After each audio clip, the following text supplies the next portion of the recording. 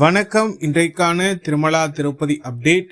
திருமலை திருப்பதி தேவஸ்தானம் வெளியிட்டுள்ள அறிவிப்பின்படி வருகின்ற ஜனவரி 10ஆம் தேதி முதல் ஜனவரி 19ஆம் தேதி வரை 10 நாட்களுக்கு திருப்பதி ஏழுமலையான் கோவிலில் வைகுண்ட ஏகாதசியை முன்னிட்டு துவார தரிசனம் நடைபெற இருப்பதன் காரணமாக இதற்கு கோவிலை சுத்தம் செய்யும் ஆழ்வார் திருமஞ்சனமானது வருகின்ற ஜனவரி 7ஆம் தேதி காலை 6 மணி முதல் காலை 10 மணி வரை நடைபெற இருப்பதன் காரணமாக திருமலை திருப்பதி தேவஸ்தானம் அன்றைய தினம் விஐபி பிரேக் தரிசனத்தை ரத்து செய்வதாக அறிவித்துள்ளது. இதன் மூலமாக எந்த ஒரு சிபாரிசு கடிதம் ஜனவரி 6ஆம் தேதி ஏற்கப்படாது என்றும் தெரிவிக்கப்பட்டுள்ளது. இதனால் பக்தர்கள் இதனை கருத்தில் கொண்டு தங்களது திருமலை பயணத்தை திட்டமிட்டுக் கொள்ளுமாறு திருமலை திருப்பதி தேவஸ்தானம் வேண்டுகோள் விடுத்துள்ளது.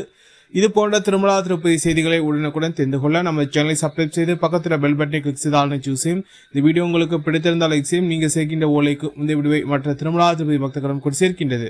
ஓம் நமோ வெங்கடேசாய.